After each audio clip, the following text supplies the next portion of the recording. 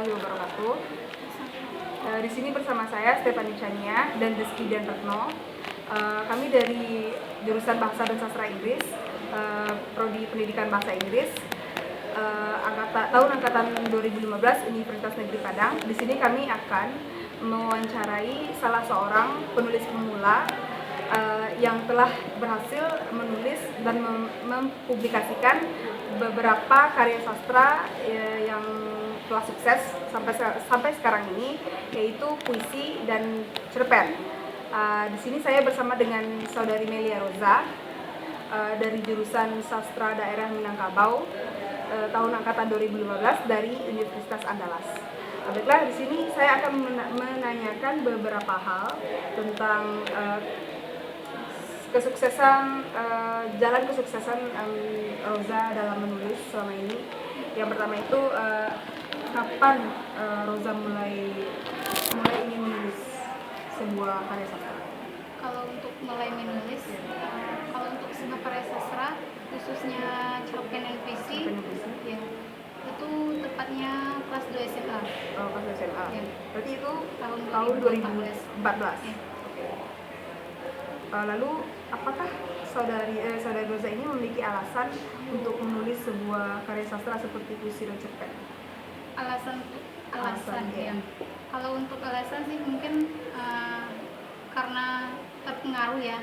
Waktu pas SMA dikenalkan ada sebuah komunitas menulis, yaitu Rumah Sastra Bonjol, di mana komunitas ini diasuh oleh seorang penulis juga yang bernama Arbi Syafri Tanjung. Itu yang mungkin karena motivasi yang diberikan oleh Bang Arbi Syafri Tanjung itu yang membuat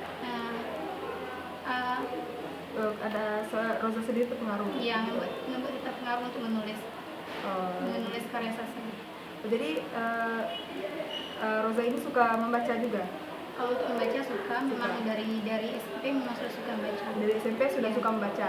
Jadi apakah membaca itu mempengaruhi Roza untuk menulis sebuah puisi atau cerpen?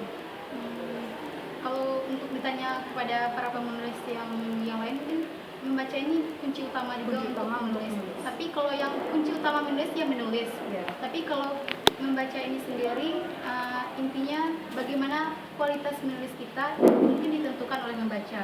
Oke. Ya. Jadi berarti karena Roza sudah banyak membaca berapa sumber buku gitu ya. Jadi buku apa yang telah Roza baca yang mengingatkan Roza akan masa-masa kecil? Kalau untuk mungkin banyak ya bukunya, tapi kalau yang untuk membekas sekali mungkin novel Irza Nawar, Seorang Guru di Padang Panjang, di mana judul novelnya itu Cinta di Kota Serambi Mekah, di mana buku itu membahas kehidupan kampung, bagaimana ya seperti saya sendiri yang tinggal di kampung, bagaimana kehidupan kampung, bagaimana suasana orang pergi sholat pada bulan puasa, lalu makan yang ada di bulan puasa, benar-benar mengingatkan akan masa kecil. Oke. Berarti memang ada sebuah cerita dari seorang tokoh yang sangat mengingatkan Roza akan masa kecil Roza dahulu. Itu seorang penulis Irza Nawar. Jadi apakah ada sesuatu ataupun seseorang yang menjadi pengaruh terbesar bagi Roza selama menulis dalam kehidupan Roza? Kalau untuk seseorang, mungkin itu orang tua. Ya, bagaimana saya ingin membuktikan bahwa kepada orang tua, membuat orang tua saya bangga bahwa dengan saya menulis, saya bisa menghasilkan sesuatu, saya bisa menghasilkan karya yang bisa saya lihat kepada orang tua saya. Mungkin kalau untuk pada salah satunya lagi kenapa saya menulis, mungkin karena beberapa faktor, diantaranya melihat kondisi di sekitar masyarakat yang istilahnya tidak sesuai dengan yang sebenarnya.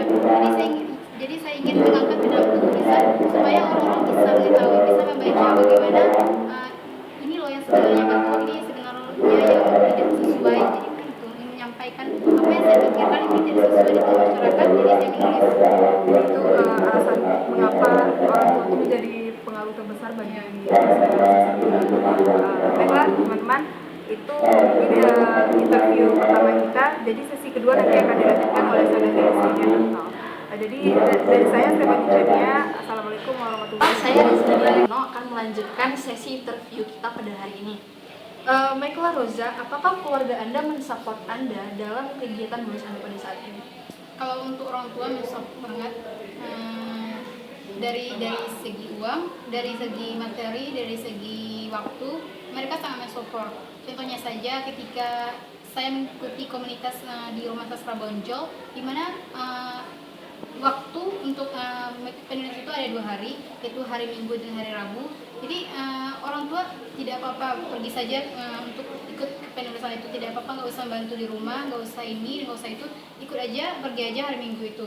Nah kalau untuk misalnya untuk materi, orang tua biaya ke sana, ya memberi uang untuk biaya pergi ke sana, pergi ke sana. Jadi Anda sebagai penulis, apa prestasi terbesar Anda yang telah Anda dapatkan pada saat ini? Kalau menurut saya semua prestasi yang ada itu mungkin terbesar lah. Tapi kalau untuk yang lebih terbesarnya itu ada waktu pas SMA, waktu itu kelas 3 SMA ada lomba kepenulisan cerpen tingkat umum, di mana itu ada diikuti oleh dari berbagai sekolah, ada juga tingkat umum. Jadi di sana saya mendapatkan juara 3, di mana itu dapat piala, dapat uang, pokoknya itu yang terbesar lah. Jadi menurut Anda sebagai penulis, apakah ini akan menjadi mata pencaharian Anda atau ada planning lain? Kalau untuk dulu ketika menulis, saya berpikiran bahwa menulis ini bisa dijadikan sebagai mata pencarian. Tapi kalau untuk sekarang sih mungkin tidak. Ya menulis mungkin hanya sebuah kesenangan. Jadi Kalau untuk sekarang, ya. untuk mengisi waktu-waktu kosong Anda dan oke. Jadi apakah Anda mempunyai idola terhadap kesusastraan pada saat ini? Kalau untuk idola yang satu orang sih tidak, tapi ketika saya membaca misalnya sebuah buku yang dikarang misalnya oleh Buya Hamka, jadi saya tertarik juga dengan Buya Hamka. Tapi ketika saya membaca sebuah buku lagi, misalnya yang ditulis oleh Terelie, oleh Andrea Hirata, atau oleh Dewi Lestari, jadi saya juga suka akan penulis itu. Intinya tidak ada satu tokoh yang memang saya idolakan banget, tapi seluruh misalnya karya-karya yang telah saya baca, di mana tokoh-tokoh yang mengarang itu saya ikuti bagaimana tokohnya, saya cari seluk-beluknya, gitu. Jadi Anda mengagumi selalu penulis. Oke. Ya, ini pertanyaan terakhir. Bagaimana perasaan Anda ketika karya Anda itu pertama kali dipublish di media cetak?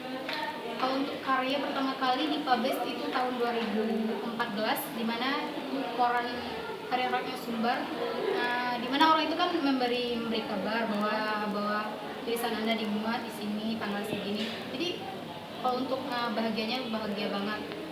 Yang awal saya lakukan itu ya bersyukur, kemudian memberitahu kepada orang tua. Ya. Dan orang tua Anda pun merasa wah anak saya sudah bisa membanggakan saya sebagai orang tuanya. Dan sebagai penulis, apa pesan Anda terhadap generasi selanjutnya yang baru mengawali penulisan karya tulisnya pada saat ini? Mungkin ini ya, kalau kita ingin menulis, ya menulis. Intinya menulis saja dulu, tapi jangan pikirkan bagaimana kualitasnya. Menulis, ya menulis.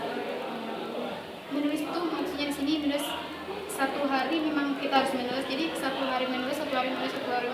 Jangan menulis satu hari menulis, seminggu lagi baru menulis. Jadi bukan continue. Jadi dilanjutkan, dikontinuaskan saja. Tidak perlu berapa banyaknya, tapi menulis saja dulu. Dalam satu hari itu boleh 1 halaman, boleh 1 paragraf, boleh 1 baris. Jadi yang paling penting bagi penulis itu adalah kontinuasinya. Baiklah, saya Rizky Darno. Itu penutup dari interview kita pada saat ini. Terima kasih kepada Roza Nelia. Baiklah, assalamualaikum warahmatullahi wabarakatuh. Waalaikumsalam.